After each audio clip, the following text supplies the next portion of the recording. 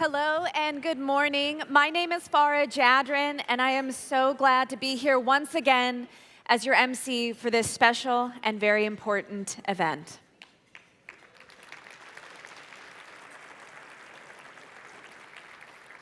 If any of you watch King 5 weekend mornings, this is a late start for me, so great time to sleep a little bit more, and I couldn't think of a place I'd want to be more than in this room with all of you once again.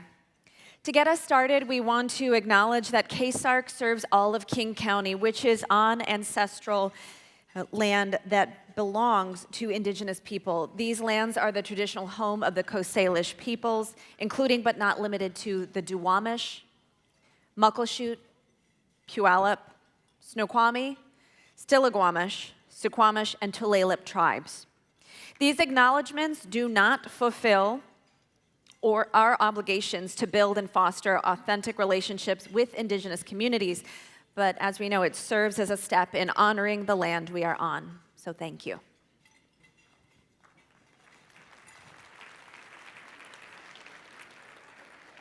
I do want to get us started this morning with a very special welcome message from U.S. Senator Patty Murray.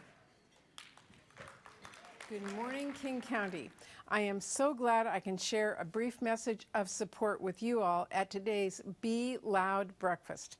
First, let me say congratulations to all of the incredible staff who've powered the mission of the King County Sexual Assault Resource Center. You made this 50-year milestone possible. And I'm glad I was able to secure $1.75 million for the important work you're doing and visit with you all not too long ago to hear firsthand how that work must continue. You send a powerful message, one that I will help say again and again. Survivors are not alone. Support is available, and there is hope for a better tomorrow. I've spoken personally with so many women and survivors who struggled to get the help they needed after an assault, and I carry their stories with me in the other Washington. I've even worked with survivors here in Washington State to write and pass bills like the Survivors Access to Supportive Care Act and to create the Access to Sexual Assault Nurse Exam program. So thank you to the staff and everyone supporting the King County Sexual Assault Resource Center this morning. Keep speaking up. Keep doing the work. You are making a difference. Thank you.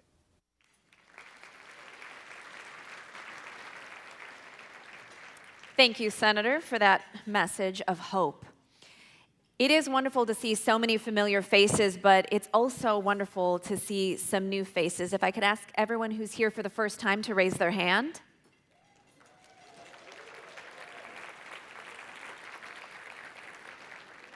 That tells me that the message and the mission is continuing to spread across all of our communities, so thank you for being here.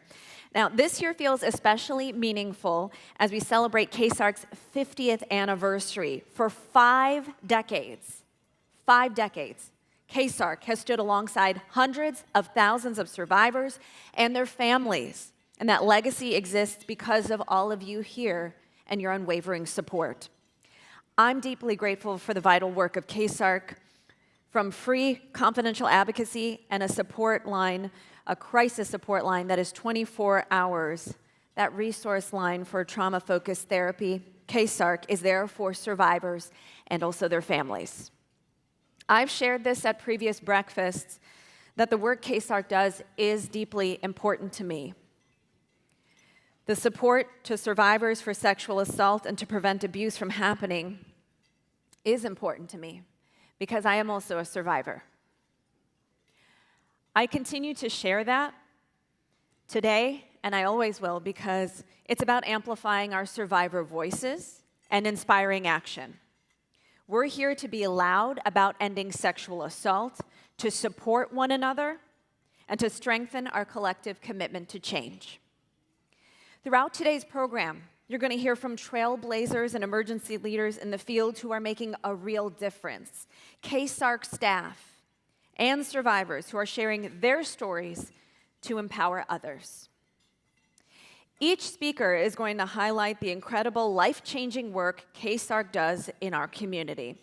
You'll learn how your generosity fuels this mission and has been an important stabilizing force in helping us overcome funding challenges alongside stories of hope, resilience, and impact. As a parent myself of about a 4.5-year-old little boy, it is heartbreaking for me to know that nearly half the individuals KCSARC serves each year are children under the age of 18. Take a moment to let that sink in. I can only imagine the immense challenges that families are facing. It's reassuring, though, to know that KCSARC is working all across King County to prevent violence before it happens, and that's a key component, something I am very grateful is happening here in King County, is that sexual assault prevention work. Through partnerships with students, educators, parents, caregivers, and community members, KCSARC's prevention team addresses those critical topics like consent, boundaries, and online safety. One program that particularly resonates with me is KCSARC's Dando Voz program. This ensures that survivors and their families who speak Spanish can access the full breadth of KCSARC's comprehensive services delivered by bicultural and bilingual staff members. It is now my honor to introduce to all of you one of the incredible KCSARC Dando Voz staff who each and every single day are making a difference for survivors in our community. Please welcome Claudia.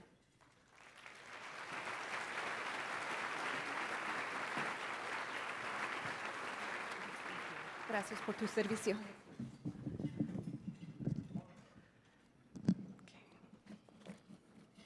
Thank you, Farah. I'm one of KCSARC's bilingual therapists. Gracias, Farah. Yo soy una de las terapeutas bilingües de KCSARC. The work that clients do in our therapy offices is nothing short of incredible. Clients show up at their most vulnerable and take on a David and Goliath approach to conquering their trauma. This is what keeps me going as a trauma therapist day in and day out. El trabajo que realizan nuestros clientes en nuestras oficinas es realmente increíble. Se muestran en su punto más vulnerable y adoptan una estrategia de David y Goliath para superar su trauma. Esto es lo que me impulsa para ser terapeuta día tras día. Each year, one of the most meaningful moments of this event is one that's about to take place. Cada año, uno de los momentos más impactantes de este evento es el que se va a llevar a cabo enseguida. In a moment, I'll motion for you to please stand if you or someone you know has been impacted by sexual assault, if you can and it feels comfortable for you.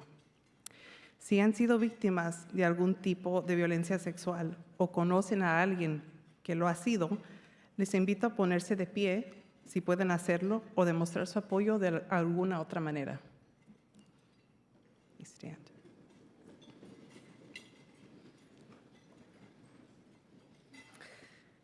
Please take a moment to look around the room. This is a powerful reminder that no one is alone. Miren a su alrededor. Esto nos recuerda sin dejar lugar a dudas que nadie está solo. When you're ready, please take your seat. Gracias, por favor, de tomar su asiento.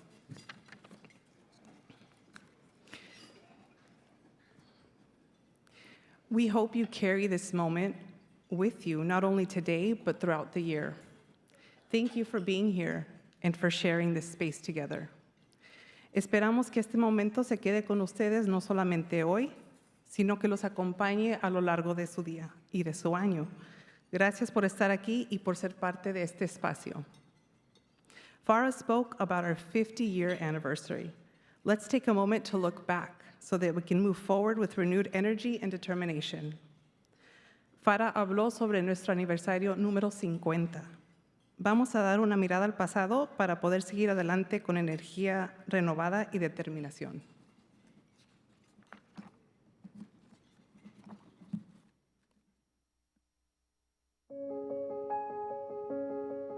For 5 decades, KCSARC has given voice to survivors and their families, spreading hope and building resilience. But how did it all start? In 1976, KCSARC was founded as King County Rape Relief. At that time, there was little, if any, conversations about sexual assault. It was a hidden crime, and the prevalence was denied or at best dismissed. Shortly after, the staff authored the first book ever published about child sexual abuse, a milestone for social awareness. In 1984, a 5-part PBS series featured KCSARC and was watched by over 6 million people. The series greatly increased awareness of child sexual abuse and demand for KCSARC's He Told Me Not to Tell publication.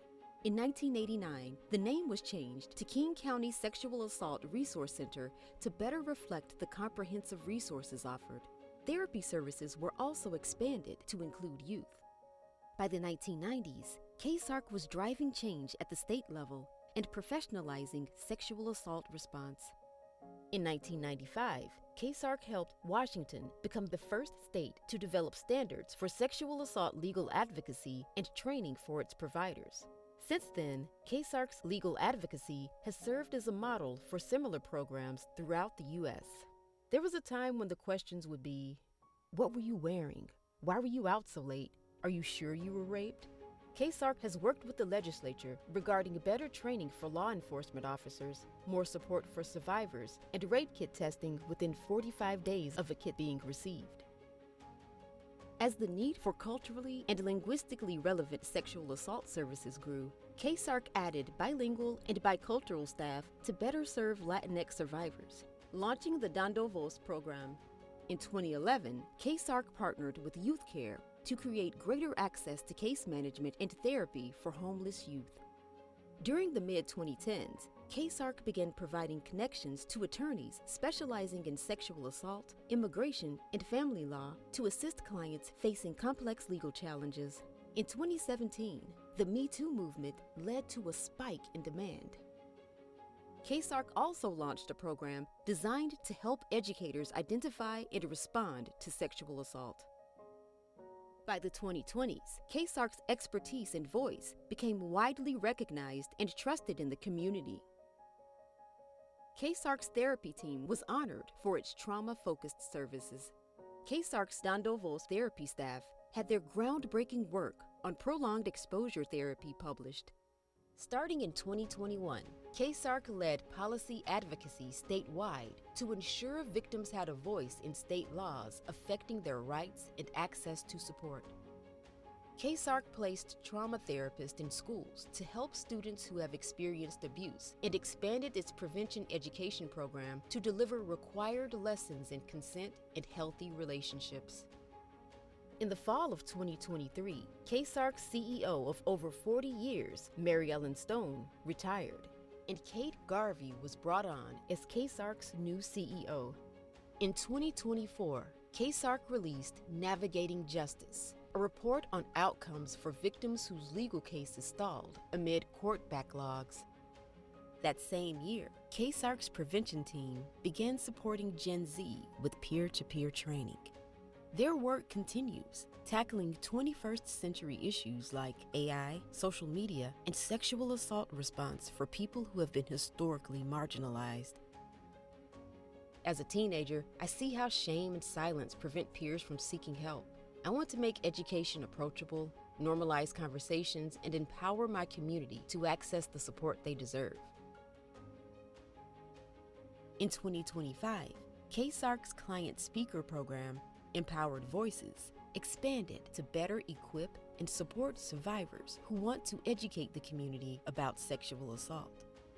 And still, the most exciting phase of KCSARC's work lies ahead. Thank you for supporting KCSARC.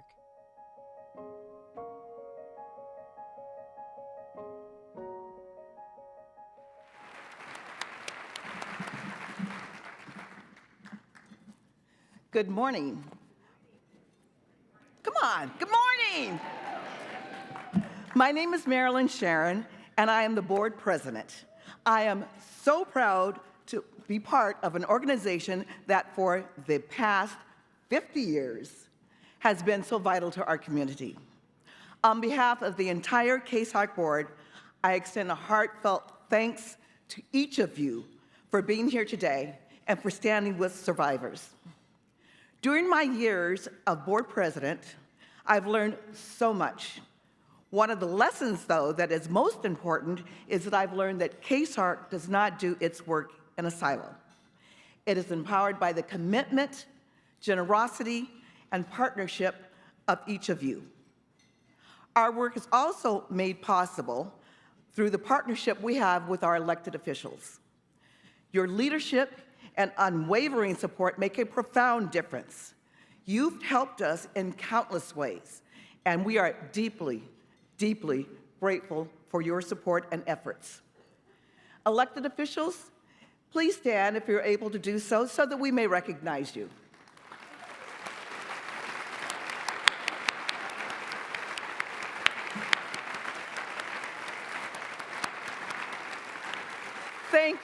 Thank you so much. Please be seated. Your dedication in advocating for survivors and for ensuring access to the vital services they are instrumental to what we do at KCSARC. Your support for prevention, for treatment, and your thoughtful policy development. Through that work, you amplify what we do, you amplify our work, and you expand our impact. We're honored to have you with us today. To the newly elected officials, congratulations. We hope that you'll lead with our Be Loud message and become champions for this critical cause. I also want to extend a special thanks to Senator Patty Murray and Congressman Adam Smith, whose support has meant so much to our work. Their willingness to speak up and be loud for our survivors of sexual assault continues to make an important difference to all that we do. Finally, just thank you to all of our elected officials.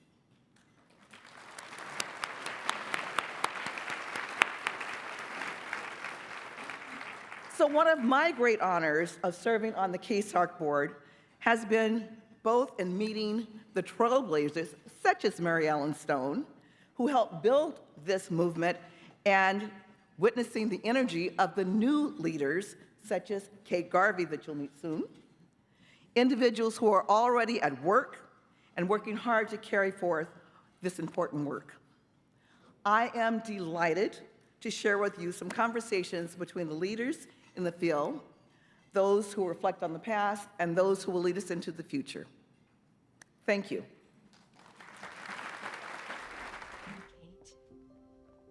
Hi, baby. Good to see you.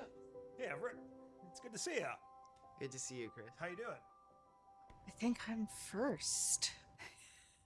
I'm gonna ask you these questions. Go for it. You ready? Ready. Ready? Yeah. All right. Big one. What brought you to this work? I was a feminist in my late 20s, and that gave me a way of sort of understanding the world and explaining the world.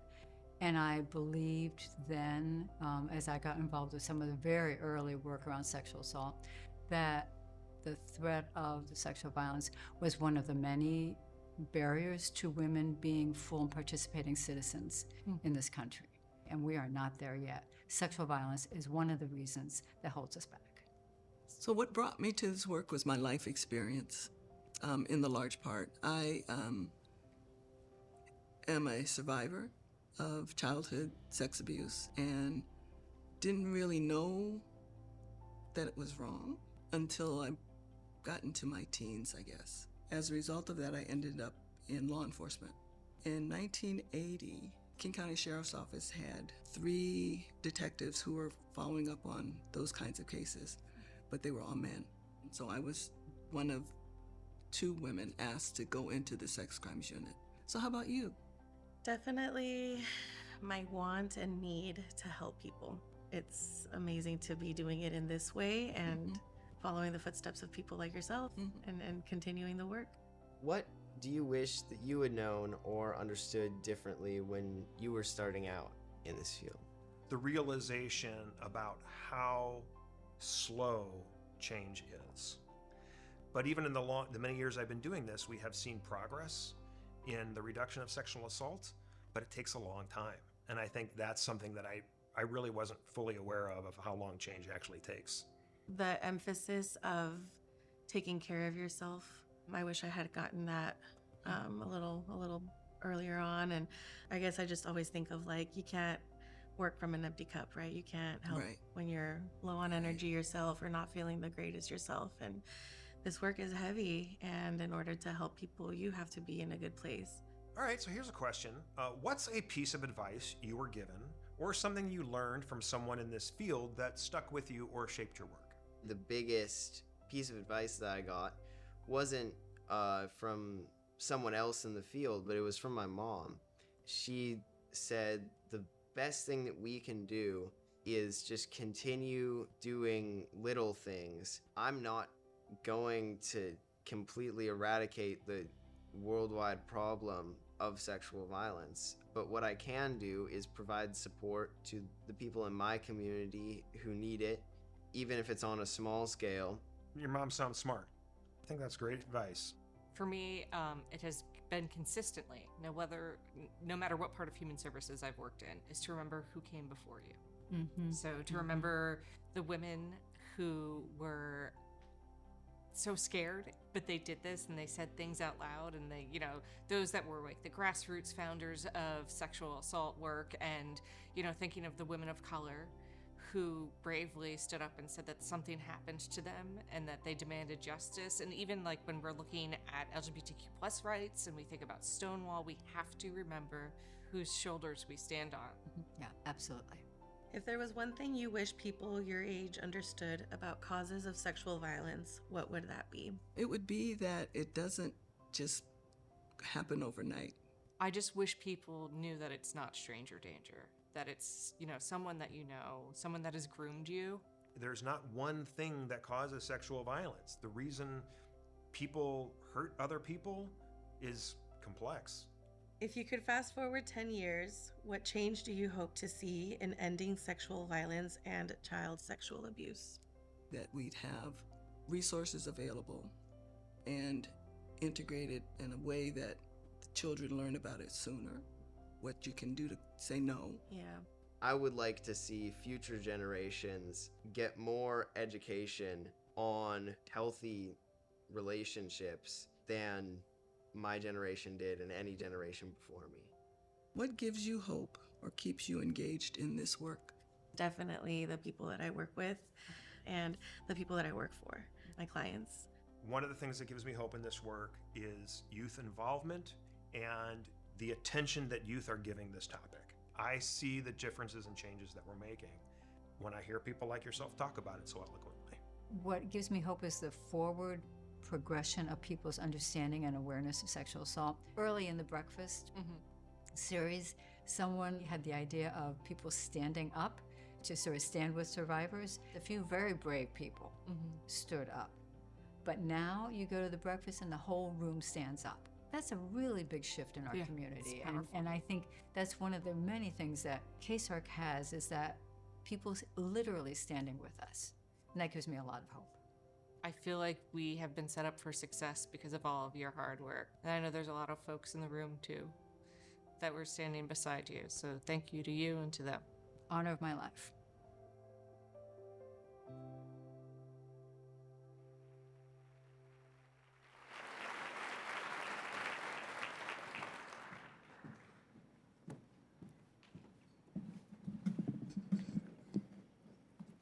Good morning. My name is Kate Garvey, and I am KCSARC's CEO. Oh, thank you.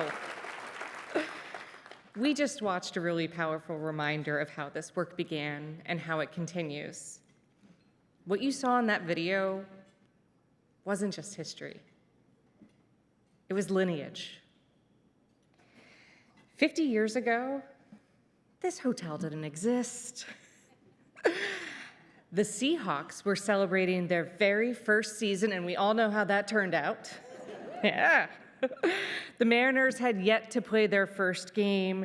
We were years away from cheering on the Seattle Storm or Seattle Rain. King County was home to just 1.1 million people.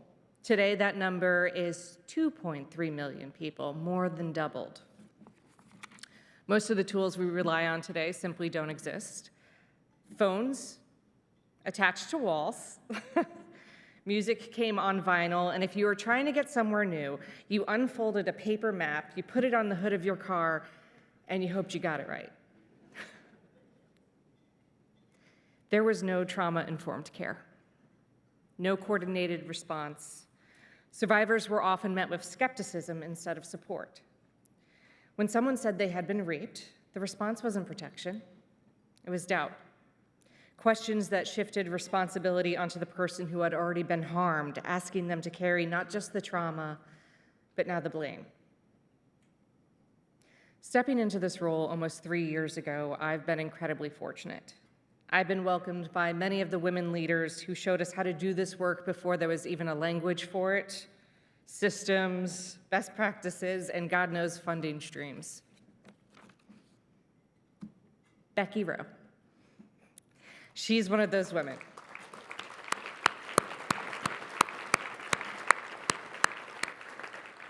She's probably sitting there right now, a little surprised to hear her name. Hi, Becky.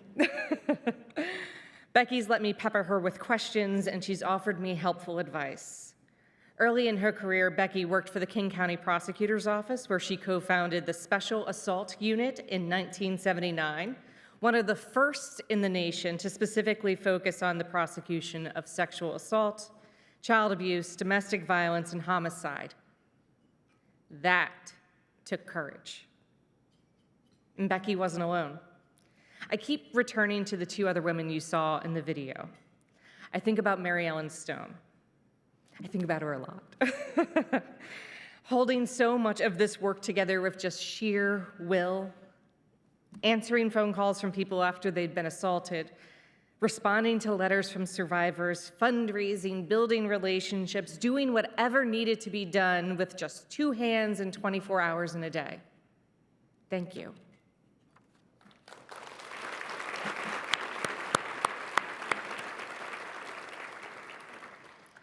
And I think about Fabian Brooks, or Faye, as her friends like to call her, not only the first Black woman to be at the King County Sheriff's Office, but she was also the first Black woman to become detective, media relations officer, sergeant, captain, major, and the first Black woman to be appointed division chief.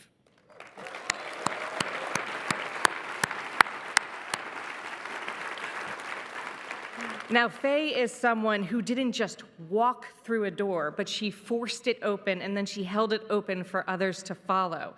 Thank you. None of them knew how this was going to turn out. They just knew that they needed to do something. And out of all of that courage, KCSARC was born. And over the next 5 decades, that courage has deepened into a field defined by skill, knowledge, and professional excellence. Today, we serve nearly 5,000 survivors each year, and about half of those are children, are youth under the age of 18. We provide a 24-hour resource line, medical advocacy, legal advocacy, therapy, prevention education in schools and communities.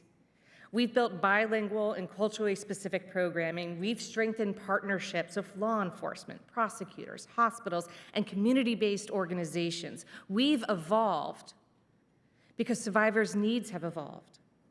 Sexual violence hasn't disappeared, but neither has our commitment. And as I got to know the team, our work, and our community, what stood out to me most was the need and the volume of clients and the complexity of their experiences. What's moved me the most is the depth of excellence in how we respond to it. The expertise our advocates bring to the courtroom, the clinical precision and warmth of our therapists, and the strategic insight of our prevention educators. This isn't extra work. This isn't something that's nice to be able to offer. This is life-saving work, public health work. This is an essential public service. And I want to pause here and recognize those people that carry it out every day. To the KCSARC staff, your steadiness, intelligence, and compassion are the backbone of this organization. To our board, your governance, advocacy, and belief in our mission are what protect this work in uncertain times. And to our former staff and board members, many of you are with us today, thank you. Your vision and passion built a really strong foundation for us that continues to keep us grounded, steady, and focused. everyone in this room is part of that lineage. So now I want to speak honestly about the realities we face today and what's at stake. We've been navigating significant funding challenges that threaten the availability of our comprehensive services. We've been putting together funding puzzle pieces that need a piece from both private and public funders. And I'm grateful that so many of those pieces are coming together thanks to the work of so many of the elected officials in the room with us today. Thank you. You heard from Senator Murray about the resources her office has pushed through. That's one piece of the puzzle. There are so many state legislators in this room that have responded with backfill funds. That's another piece of the puzzle. The King County Council and Exec have provided another large piece of that puzzle, and then the City of Seattle another. The final piece of that puzzle is the individual donors, sponsors, and private funders in the room here with us today. When I envision the next 50 years of KCSARC, I see a future where funding never determines whether we can answer the call, where our staff are fully equipped to build long, sustainable careers in the field, doing the work that they're so extraordinarily skilled at. I see prevention woven so deeply into our schools and communities that fewer young people need us, because they have the language to name the harm and the adults around them to respond. I see a future where victim advocates are considered resources, like they're intentional and not an afterthought, where therapists and mental health for survivors are considered non-negotiable parts of total health and well-being, where KCSARC is known not only for how we respond to harm, but how we prevent it, and where survivor voice helps guide our collective pursuit of justice. And there's ways that each of you in this room can help carry that forward. First, you gotta stay engaged. We're seeing the impact of rapidly changing technology and what it's having on young people, and the adults in the room gotta keep up. Next month is Sexual Assault Awareness and Prevention Month, and on April 23rd, our prevention educators will share some insight about what's happening and what we can do in a powerful webinar. We hope that you'll be able to join us. Equipping adults to prevent childhood sexual abuse is central to the future that we're building. Look for details in our post-breakfast email. Second, use your voice. Talk about this work. Advocate for stable funding. Remind decision makers that victim services is not optional. Third, continue investing. Whether that's through philanthropy, partnership, or policy leadership, this work depends on the community that shows up. Thank you for being part of this story. Thank you for carrying it forward. And thank you for continuing to show up. Now I want to turn things over to two people who remind us why being heard matters and what's possible when survivors take back their voice and agency. To get things started, please join me in welcoming Heaven.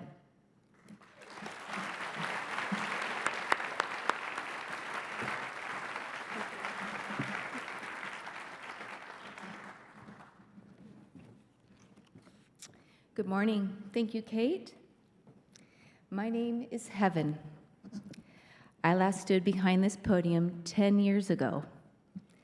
That morning, I shared what my family and I had been through and how KCSARC helped us navigate through a very difficult time and became an essential part of our healing journey.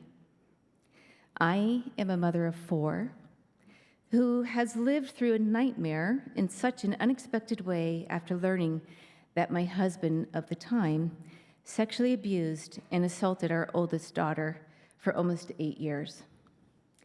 Sending my then husband to prison was the only solution I could think of in hopes to remain safe. But with this came uncertainties, insecurities, and unimaginable, much-needed help, resources, and support for my children, as well as myself. We were connected with KCSARC through our paralegal here in Seattle. At our initial interview there with KCSARC, or with the paralegal, KCSARC had an advocate waiting for us, and I thank the Lord for this moment. This introduction was perfect timing, as not only did my oldest daughter receive services shortly after going into a program that was specified for her needs, but so was I as a parent. I met with the counselor weekly, gaining strength, confidence, and power. I didn't realize I was in such a toxic marriage at the time, so seeing this woke me up in a way I had never been. Over the next few days, my youngest daughter came out and told me what had happened to her, that she too had been sexually abused by her father, which then gave her the opportunity to get counseling as well. She was so little, only 4 at that time. So for her, it took a couple of years for her to be fully ready. But when that time came, timing again was perfect. Sharing my story here on this platform was another awakening. I was nervous, but I also knew this was the beginning. It wasn't just a speech at the time, it was a seed that was planted within me. 10 years later, that seed has grown, has continued to find ways to bloom in its own way, which for me is giving back what I can, when I can, to help, encourage, and empower those who so desperately need. At the podium, I shook, which is normal. I knew this too then, but once I finished and walked outside, I soaked in what had just happened. It was life-changing, and it hasn't been the same since. I haven't been the same. It was actually what I needed in that moment, and a sense of healing really took shape. As I took that moment to breathe, I knew in my heart I was where I was meant to be, and I was pumped to do more. And so I have. I've traveled to different states, speaking on platforms I would have never have done without KCSARC, and now preparing to go to a different country to do the same at the end of this month. In addition to speaking at the 2016 breakfast, I joined KCSARC's Empowered Voices and have continued to use my voice to help others know and truly understand that they are not alone and that healing is possible. It takes time, but in that time, so much happens. You just have to be still in the moment and sometimes push that pause button and breathe. I was a part of advocating for ultimately changing the protection order law that was at the time protecting survivors for only 12 months. I was able to go before the legislators in Olympia, sharing my story as a parent of survivors, and eventually got the protection order law to be prolonged to 3 years, then 5 years, and now up to a lifetime. But the thing that sticks with me most,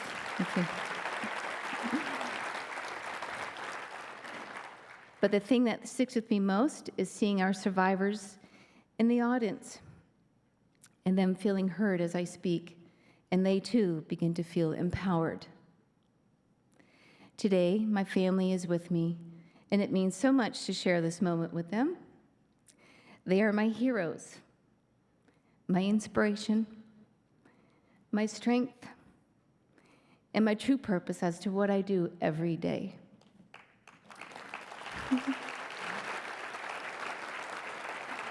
I am not one to give up easily. I fight for what's right in all that I do. I went from not knowing how to grocery shop, not being allowed to have a bank account, all from being manipulated in such a way that I hadn't realized was so debilitating, and now running my own, flourishing, successful catering business, bringing joy to the community with a team of 54 employees. And as far as my ex-husband, he remains sitting in prison in the state of Georgia, serving a 40-year sentence. Thank you to those who heard me speak 10 years ago. Thank you to KCSARC for the continued support you provide to all who need it. To all survivors in the room, know that you are not alone. And thank you for gaining the courage it took to get here today. You can do this.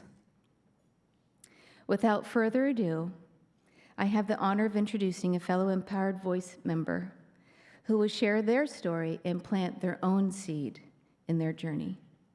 Please join me in a warm welcome for Nick.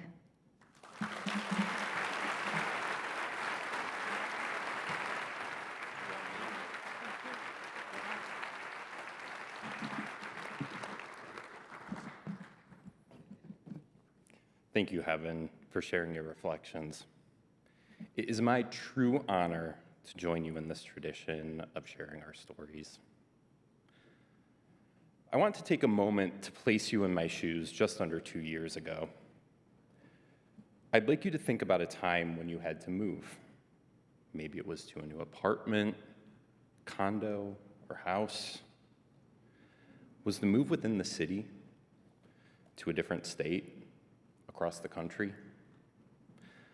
Maybe you've never moved at all, but you've experienced something that left you feeling uprooted. You changed schools or started a new job. I want you to take a moment to conjure up the emotions from that time. What did you feel? Excitement? Nervousness? Relief? Worry? I felt that full list of emotions and more when I uprooted my life and my family's life to make a cross-country move back in June of 2024. With 2 dogs and a cat in tow, we pulled up stakes in Nashville, Tennessee, and set out on a road trip to our new home, Seattle, Washington. After arriving, I found myself experiencing 2 very different, perhaps polarizing emotions. On one hand, excitement to immerse myself in an entirely new city, new restaurants, new concert venues, public transportation, mountains and water in every direction. On the other hand, I knew almost nobody in my new city. I wasn't quite sure what long-term housing would look like, and my husband had quit his job for this move. This time was punctuated by stressors related to finances, housing, employment, and trying to build an entirely new social network. Building new friendships felt critical to a sense of belonging here, but trying to do this sometimes placed me in scenarios that were difficult. This difficulty ties to past experiences that I never figured out how to address. Over a decade and a half ago, I was sexually assaulted by a man who existed on the edges of my friend group. Somebody few of us knew, even at the level of an acquaintance. This experience upended a lot of how I navigated new social environments and people who were strangers.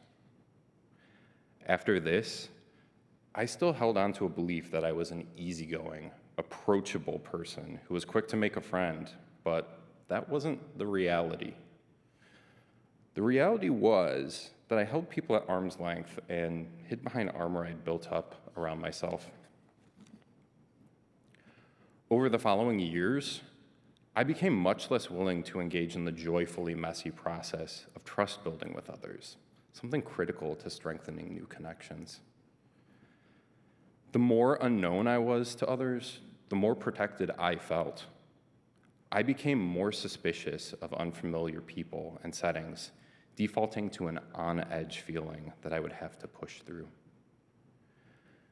To a degree I hadn't anticipated, moving cities amplified these anxieties. It meant every setting was a new setting. Every person was a new person. My vigilance kicked into an unprecedented high gear, and it was compounded by every other stressor tied to our move. Within weeks of each other, I experienced 2 episodes of prolonged states of panic while out at larger scale social events. I found myself with tunnel vision, mile-a-minute thoughts, and the feeling of being so uncomfortable in my body that the only way I could feel better would be if I could somehow crawl out of my own skin. Somehow worse, I could register the expressions on people's faces that they could tell I was unwell. I knew I was making an awful impression on people who were potential new friends. I could objectively understand that I was safe, but my physiology was signaling a message of danger. I remember waiting for the light rail to arrive to take me home, repeating aloud, "I'm okay, I'm okay, I'm okay," hoping to convince others around me as much as myself that this was actually true. I received, and this time finally accepted, loving encouragement to address this head on. I knew I needed help to overcome this and was finally ready to seek that help, but my initial efforts to find resources left me dismayed. When you've experienced sexual assault, trying to find appropriate mental health care can be confusing. I had lots of questions. Where do I go? Who do I speak to? Can I afford this type of care at this time? I also found that so many therapists claim to be trauma-informed, but I couldn't tell if that included what I experienced. The marketplace of available mental health care can feel like the Wild West. There is meaningful variability in terms of the quality of providers. My background is in science, and I can be a little headstrong because of it. I needed to know the treatment strategy was evidence-based and effective, or I wasn't going to waste my time. In my frustrating search, I came up mostly empty-handed until I located the KCSARC website, which was finally able to provide direct answers to my questions. I learned about the types of care available and how they are well-matched for people who have experienced sexual assault. Importantly, I also learned that cost is never a barrier to receiving services at KCSARC, and these services can take place either in person or through telehealth appointments. Within the next few days, I reached out, and the KCSARC team worked kindly and efficiently to schedule my first appointment. My therapist, Adriana, and I worked together to settle on a therapeutic approach called prolonged exposure therapy. This involves intentionally exposing yourself to and remaining engaged in progressively more distressing scenarios. One part of this entails retelling your experiences in great detail, many times over, recording it and listening to it repeatedly until even the most troublesome features fail to provoke strong stress responses. The other part involves engaging in activities or going to locations that are safe, but carry some distressing significance due to their association with your assault. In doing this, I was able to offer my mind new information about these contexts and acclimate it to remaining engaged and in control for extended periods of time. This work allowed me to feel more regulated and comfortable in a wide range of environments. I wouldn't have been able to get back on track this quickly without the excellent team at KCSARC. My successes with KCSARC were possible because they do so much work to lower the barrier to access. The unfortunate reality is that additional barriers exist, including cultural stigmas that impact different communities in a variety of ways. In line with these stigmas, you might be thinking that it's infrequent for a man to deliver this address, and you're right. But it's not because men aren't seeking services through KCSARC. It's because most men are afraid to exist in and speak up in these spaces. As men, we are often positioned in the world as possessing a built-in physical aggressiveness. This is usually accompanied by a misguided belief that this will somehow prevent bad things from happening to us. Bad things, including sexual violence. But physical strength alone cannot protect us against all strategies used by perpetrators of sexual harms. Strategies like coercion, manipulation, and drugging, to name just a few. Even though this is true, a violation of a man's physical being is readily equated to a tarnishing of his strength and worthiness as a man. Combine this with a culture where it's viewed as virtuous for men to suffer in silence, to not risk being seen as a burden. And so, men hope to save face by not reporting and not opening up to others about the sexual violence they experience. Among those we know, we think we are the only one, the odd one out. I know I did. Would it surprise you if I told you that 1 in 6 men have experienced sexual harm of some variety. It surprised me. 1 in 6 men. Our neighbors, our work colleagues, our loved ones. Had I learned this earlier, I would have felt less isolated.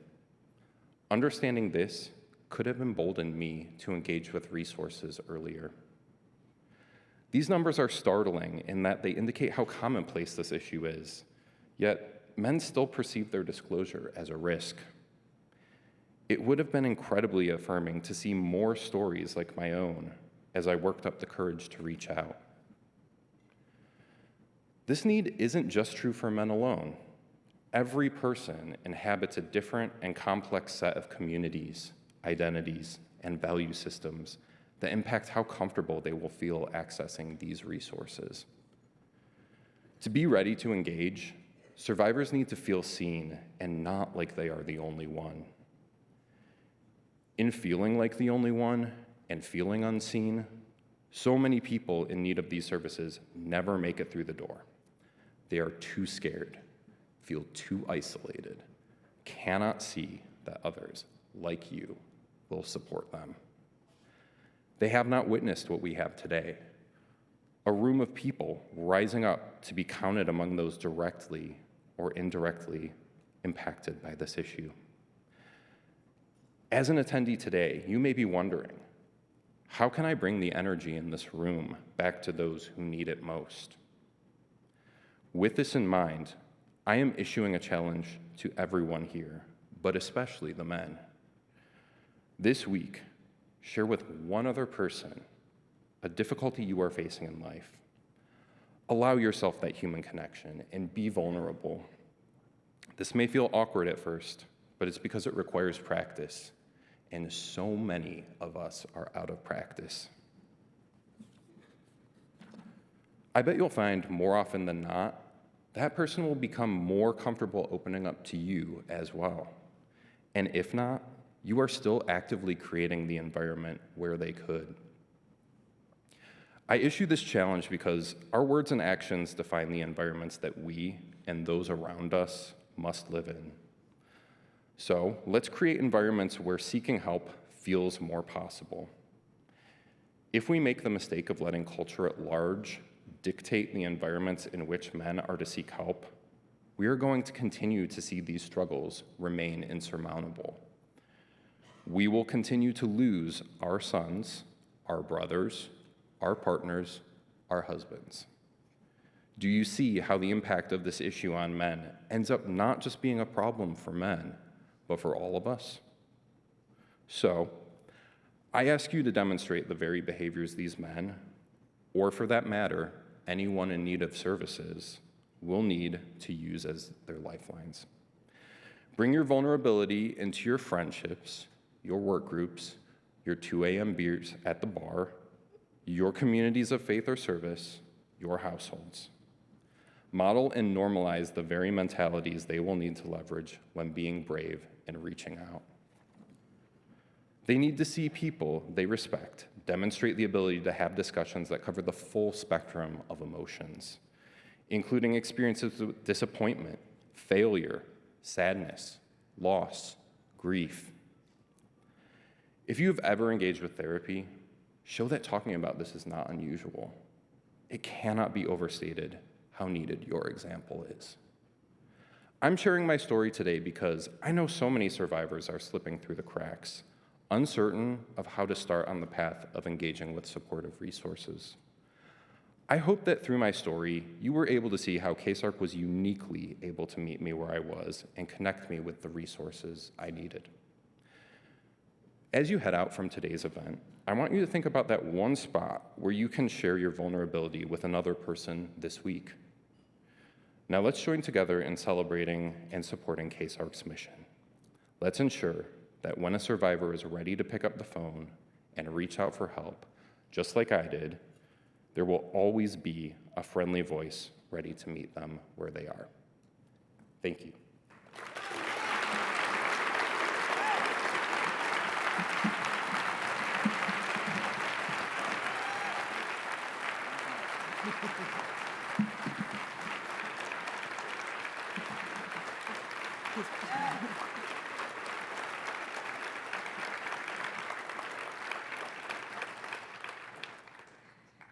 Thank you, Nick and Heaven, for sharing your stories.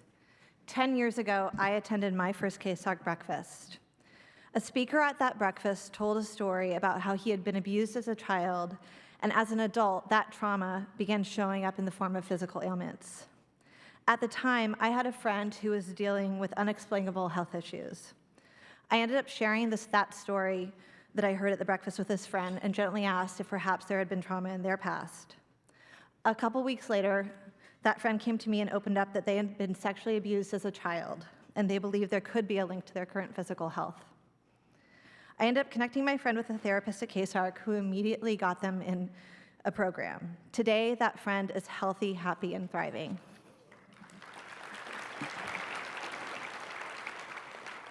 From that experience, I knew I wanted to get more involved in KCSARC. I became a board member in 2018 and have since been a loud advocate for ending sexual violence. More recently, I got to know KCSARC in a way I never imagined, when my own child was sexually assaulted. What happened to my child is something that could happen to anyone's child. She wasn't in an unsafe situation. We talked about consent and boundaries in our home, and I didn't teach her to blindly follow authority, but it still happened.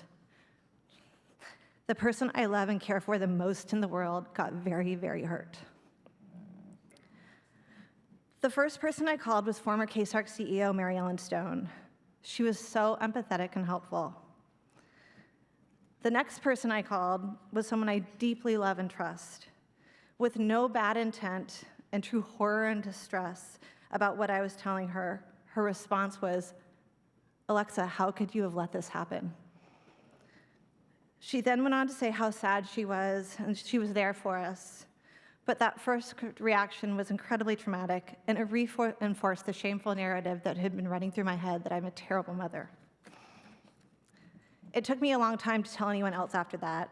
I eventually told my own mom, who's here with me today, and she was amazing and said exactly what I needed to hear. Over time, I have become more open about my family story because I realized that first reaction I got is exactly what emboldens sexual predators to commit violence. Without even realizing it, shame is often placed on the wrong people. Not only is it not the fault of survivors, it's also not the fault of their families, friends, and communities. Sexual assault can happen to anyone, and no amount of loving my daughter could have prevented something bad happening to her. But being loud can. That's why my fellow board members and I have come together to create a 50th anniversary challenge pool of $150,000 to inspire and lead by example. Today, I encourage you to join us in this collective effort. We need the generosity of everyone in this room to match our commitment and help raise at least an additional $150,000. I know many of you have come here today already having given generously. Thank you. We are so grateful. What I ask for you to consider now is to give a second gift or even a stretch gift in honor of this 50th anniversary milestone. 50 years is about more than a number. It's about every person who found support when they needed it most and every person who will need us tomorrow. Your gift ensures we will be there when that call comes. So giving is simple. At the back of your program, which is right in front of you on the table, there's a tearaway pledge card. You can either scan the QR code or simply fill out the card, place it in the envelope at the center of your table, and a KCSARC staff will collect it at the end. This anniversary challenge will help ensure when someone in our community finds the courage to reach out, they are met with resources, care, and hope. Thank you for your support and for believing in our mission.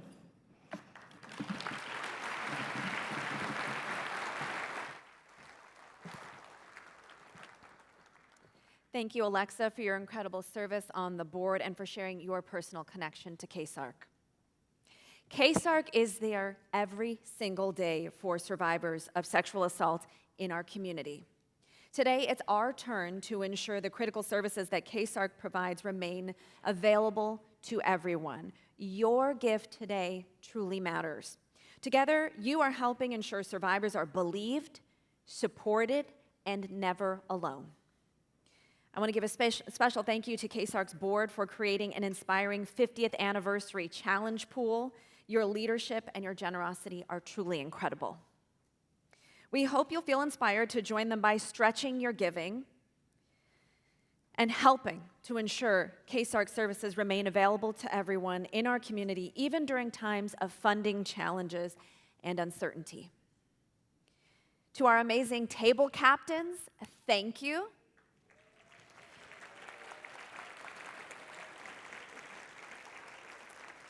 You are the driving force behind the success of this event year after year. Your leadership and dedication to supporting survivors is invaluable, and we could not do this without you.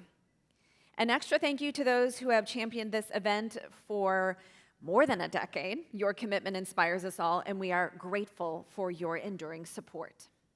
As a reminder, table captains, please be sure to have your guests put completed pledge cards in those manila envelopes. After the program, KCSARC staff members will go around and they will collect those table manila envelopes. So be sure to start nudging everybody to put those in.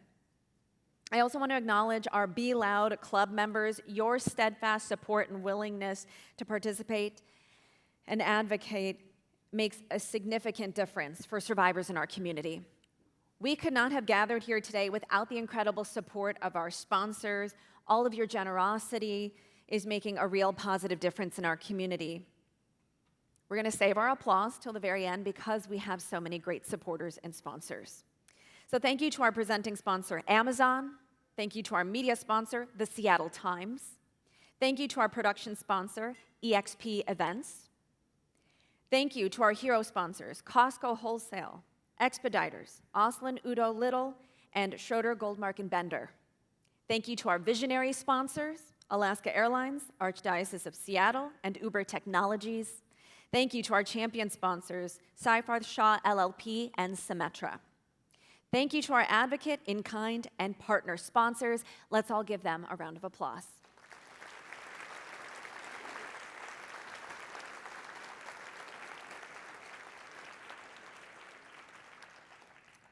And once again, thank you to all of you. Muchas gracias por tu apoyo, por tu servicio en la comunidad. Thank you for your service and your work in this community. Together, we can turn 50 years of impact into a foundation strong enough to carry us through to the next 50.